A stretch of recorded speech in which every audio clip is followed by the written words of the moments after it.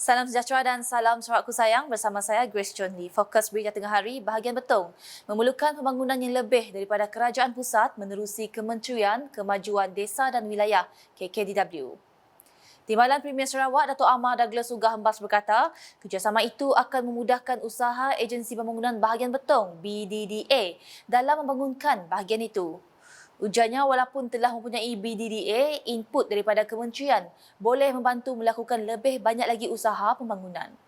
Beliau berkata demikian semasa majlis ngiling tikai di rumah Entry Lengkoi, Samu di Betong pada Ahad. Timbalan Perdana Menteri Datuk Seri Ahmad Zahid Hamidi yang juga Menteri KKDW menjadi tetamu kehormat pada majlis itu yang dihadiri kira-kira 2,000 orang penduduk. Dalam pada itu, Dato' Amar Douglas turut memohon kepada KKDW untuk membangunkan projek bersepadu pembangunan ekonomi kampung prospek di bahagian Betong. Beliau berharap prospek dapat membantu BDDA menyelesaikan masalah pengangguran, membasmi kemiskinan dan meningkatkan pendapatan penduduk di Betong. Mengenai kunjungan Timbalan Perdana Menteri ke rumah panjang 38 pintu itu, Dato' Amar Douglas berkata ia menunjukkan sokongan padu dan cintanya kepada masyarakat Dayak. Beliau turut memberi jaminan Sarawak akan terus menyokong kerajaan perpaduan demi kestabilan politik yang lebih penting untuk membawa lebih banyak pembangunan dan kemajuan kepada seluruh negara. Laporan seterusnya, penganjuran program Engagement with Community amat penting dalam memperkasa peranan pemimpin sekaligus membantu usaha pembangunan di negeri ini. Menteri Pendidikan, Inovasi dan Pembangunan Bakat Sarawak Datuk Roland Sagawiin berkata, program ini merupakan platform penting dalam menyampaikan pelbagai maklumat kepada masyarakat mengenai usaha dilaksanakan oleh kerajaan untuk membantu rakyat. Community engagement dengan community ini juga adalah satu program bagi menyemarakkan serta memupuk nilai perpaduan dan semangat patriotik di kalangan masyarakat berbilang bangsa di bumi Kenalan ini. Selain itu, program sendiri dapat memberikan lagi sambutan dalam tahun ke-60 Sarawak menubuh Malaysia. Beliau berkata demikian pada program Engagement with Community Gati Bisindi, anjuran unit komunikasi Awam Sarawak UKAS di Kampung Rituh, Labuan Serian pada Ahad.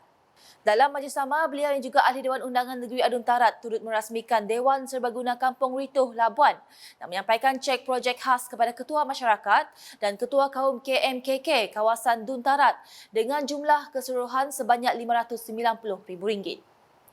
Terdahulu, Pengarah UKAS Samuel Simon turut menasihati barisan pengamal media sosial agar sentiasa berwaspada dan tidak semudahnya menyebar maklumat palsu yang tidak diketuai. Seramai 300 penduduk kampung hadir memeriahkan program tersebut yang dianjurkan sepanjang hari di mana ia turut mengetengahkan pameran daripada 7 agensi iaitu Pejabat Kesihatan Bahagian Serian, Pejabat Daerah Siburan, Unit Digitalisasi Perkhidmatan Awam Sarawak, Pejabat Kebajikan Masyarakat Serian, Agensi Antidadah Kebangsaan Daerah Serian, Balai Bomba dan Penyelamat Siburan serta Jabatan Perkhidmatan Veterina Sarawak DVSS Tarat. Selanjutnya, Kementerian Pembangunan Wanita, Kanak-Kanak dan Kesejahteraan Komuniti KPWK bakal melaksanakan Child Friendly City CFC atau Bandar Mesra Kanak-Kanak melalui 2 majlis bandaraya iaitu Dewan Bandaraya Kuching Utara DBKU dan Majlis Bandaraya Kuching Selatan MBKS. Menterinya Datuk Seri Fatimah Abdullah berkata CFC yang pertama di Malaysia adalah di Petaling Jaya Selangor yang memberi kemudahan dan keselesaan dengan pembinaan fasiliti yang mesra kanak-kanak. Kalau kita lihat dari segi dasarnya, bukan saja dari segi infrastrukturnya adalah selamat untuk kanak-kanak. Ya. Bahkan dari segi dasar, dari dasar sehinggalah ke persekitaran, infrastruktur, bangunannya, dasar-dasarnya semua adalah menepati child friendly city. Misalnya kalau bangunannya macam mana, ya, ada tandas untuk kanak-kanak, ada tandas untuk orang dewasa sekarang ini, tapi untuk kanak-kanak mesti ada juga. Kemudian ada tempat untuk kanak-kanak basuh tangan, ya, jadi sinkinya lebih rendah. Ini satu contoh. Beliau berkata demikian ketika ilmu media pada majlis ringkas menyantuni seramai 21 peserta seminar daripada Majlis Daerah Dalat Mukah MDDM di kediamannya di Putrajaya pada Ahad. Dalam pada itu, beliau turut memberitahu pelaksanaan CFC sangat penting bukan sahaja di bandar, malah di luar bandar untuk mencapai Sarawak negeri maju dalam pelbagai aspek. Saya melihat begini, ya. keperluan untuk mewujudkan child friendly city ini bukan saja di bandar. Kita juga harus melihat ianya sebagai sesuatu yang boleh kita laksanakan di luar bandar juga. Sebab keselamatan kanak-kanak bukanlah saja di bandar tetapi di semua tempat. Ini yang kita hendak lakukan. Ini yang kita ini aspirasi kita dalam untuk mencapai Sarawak maju dan makmur. Ke perkembangan berikut, Angkatan Pertahanan Awam Malaysia APM memerlukan aset tambahan agar dapat menempuh cuaca yang tidak menentu. Timbalan Menteri Pengangkutan Datuk Hasbi Habibullah berkata, APM Daerah Limbang khususnya memerlukan aset tambahan terutamanya dalam menempuhi keadaan cuaca yang kerap menyebabkan banjir. Dulu di Limbang 2 kali setahun banjir, sekarang ni sebulan 3 kali. Beliau berkata demikian ketika di media dalam Majlis Perasmian Kursus Asas Pertahanan Awam Seri 1 2023 di Limbang pada Sabtu. Justru beliau mengharapkan agar aset APM mampu ditambah seperti kenderaan pacuan 4 roda dan lori supaya dapat digunakan sekiranya berlaku kecemasan serius di Limbang. Katanya ia juga ditambah dengan faktor geografi Limbang yang bersepadan dengan negara jiran menyebabkan kesukaran untuk meminta bantuan dari daerah lain. Datuk Hasbi yang juga ahli Parlimen Limbang turut mengumumkan geran berjumlah RM10,000 untuk APM daerah Limbang. Manakala di Padawan, Timbalan Menteri Pengangkutan Sarawak Datuk Dr. Jerib Susil meluluskan peruntukan sebanyak RM20,000 untuk gereja St. Peter Chapel. Beliau mengumumkan peruntukan tersebut pada Majlis Ulang Tahun ke-71 Gereja St. Peter Chapel di Padawan pada Sabtu.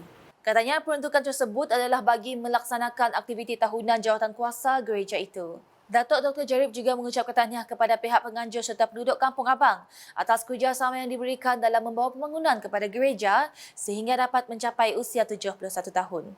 Beliau juga menyeru umat Kristian di Kampung Abang untuk mengambil berat tentang pembangunan kerohanian dalam kalangan masyarakat selain pembangunan fizikal. Tambahnya, peruntukan sebanyak RM30,000 kepada Women's Fellowship serta ahli jawatankuasa gereja yang telah diluluskan pada tahun lepas akan diagihkan dalam masa terdekat. Adun Mambong itu kemudiannya menyaksikan penyerahan sijil lantikan Ketua Kaum Kampung Anah Sadir dan Kampung Anah Sibuang yang telah disampaikan oleh Pegawai Takbir Daerah Kecil Padawan Julius Scott Sapong. Selain itu, Datuk Dr. Jerib turut merasmikan Majlis Penutupan Kampung Gawai Anah Sadir serta melancarkan pertandingan bola sepak Piala Belia Persatuan Piana. Sedikit perkembangan sukan, penganjuran Liga Kabadi Kuching menjadi platform penting dalam memperkenal dan mempopularkan sukan lasak itu di Sarawak. Ketua Pegawai Eksekutif Perbadanan Sukan Sarawak SSC Awang Putra Yusri Awang Rizwan menjelaskan meskipun sukan itu masih baharu, namun ia semakin diterima golongan belia di sini melihat kepada penglibatan peserta dalam liga berkenaan. Justru beliau mahu Persatuan Kabadi Negeri Sarawak SKA terus aktif memperluaskan program pembangunan kabadi bagi melahirkan lebih ramai atlet berkecimpung dalam sukan tersebut. Berucap pada majlis penangguhan liga itu di AN Mall Kuching Central pada Ahad, Awang Putra Yusri menambah ia juga sangat bertepatan dalam mengenal pasti atlet-atlet lelaki dan wanita yang berpotensi untuk mewakili Sarawak pada Sukma ke-21 pada tahun depan. Dengan Sukma hanya berbaki kira-kira 13 bulan untuk diadakan, beliau menegaskan program pembangunan itu sangat mustahak dan perlu diperhebatkan bagi mempersiapkan atlet kabadi Sarawak menghadapi Tamasya tahunan itu nanti. Sebanyak 7 pasukan lelaki dan 5 pasukan wanita memberikan 84 peserta dari sekitar Kuching mengambil bahagian dalam Liga Anjuran SKA dengan kerjasama SSC dari 1 hingga 2 Julai 2023 di Aeon Mall Kuching Central. Ia menyaksikan pasukan Stallion King ditabah selaku johan kategori lelaki, manakala MJKC Goodfellas di tempat kedua dan Civic Boys KT tempat ketiga. Kategori wanita pula diungguli ST Trade disusuli MJKC Ladies tempat kedua dan MJKC Girl di tempat ketiga.